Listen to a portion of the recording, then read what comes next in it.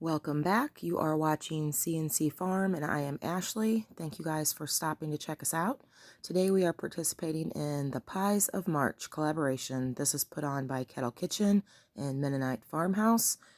Don't miss all of these great channels that are participating. Please look at this calendar, check it out, show them some love. There will be a live giveaway on April 4th on Mennonite Farmhouse's channel.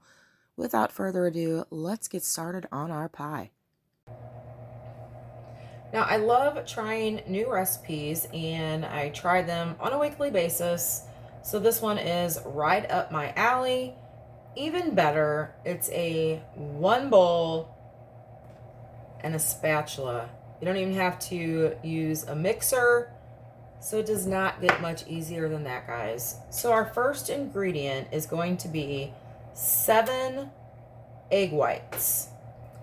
Now don't worry, because I plan to use the yolks to make some hollandaise sauce to go with a breakfast dish that I plan to make. So it's not going to go to waste.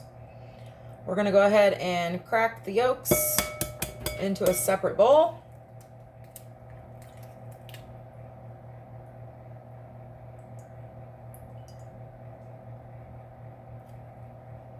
Got a little piece in there, but that won't be a big deal.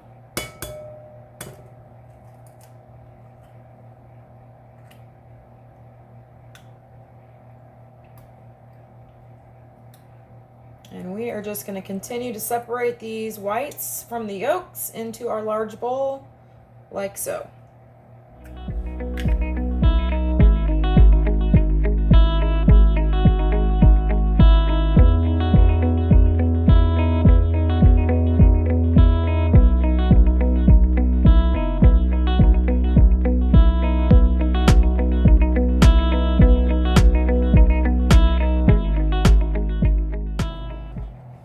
Now we are just going to add our remaining ingredients to our bowl. You're going to need a 1.5 cups of chopped pecans, a 1.5 cups of shredded sweetened coconut flakes, and 1/2 cup of sugar, and 1.5 cups of graham cracker crumbs.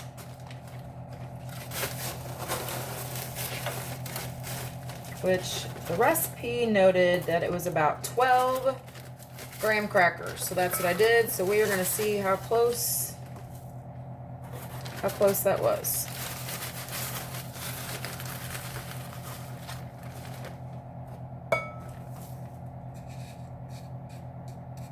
All right. Yep, about 12. So we have a little bit left over. Now we are just going to combine all of these ingredients. The recipe did specifically say to use a spatula and not a hand mixer. And when I was reading about this recipe, it said the reason, and now I can see it, the reason why it is called Kentucky Sawdust Pie is because it looks like sawdust here when it's getting mixed up. And that is no joke. It totally does.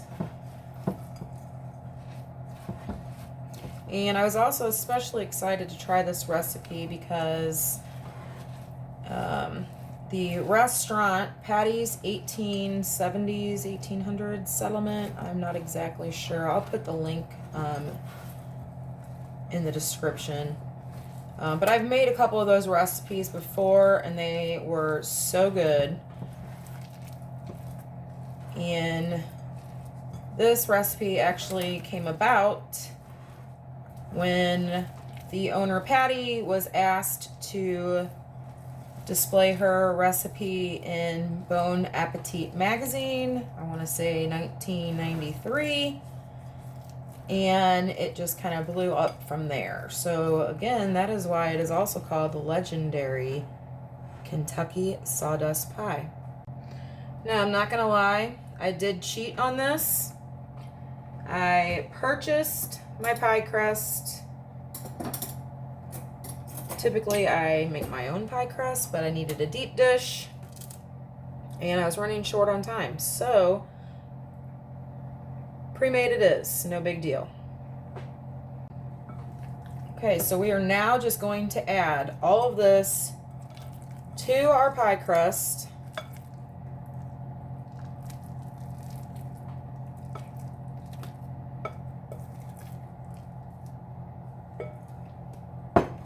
Oop, dropping it all over the counter here. All right. I'm just gonna kind of smear this around, level it out a little bit.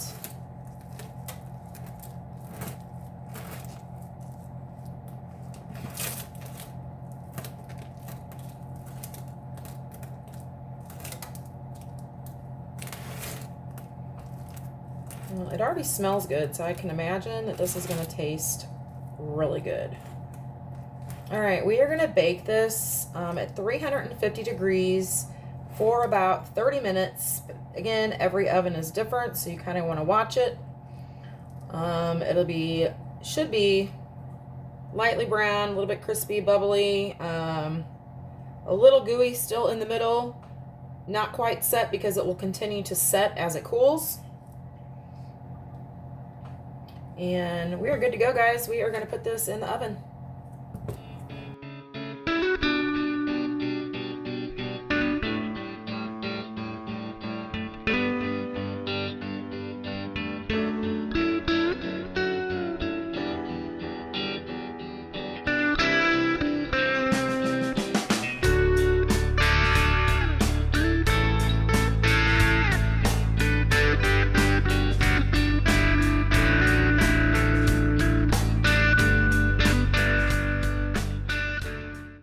As stated in the recipe, I am serving this with some homemade whipped cream and sliced banana. This was absolutely fabulous. I probably would have cooked it a little bit less next time around, so it was a little bit more gooey, but this was fabulous, guys. Thank you for watching. A big thanks to Tony and LeAnne again for including me in this collaboration, and be sure to check out everyone else in my description box down below, as well as the calendar. Thanks for watching.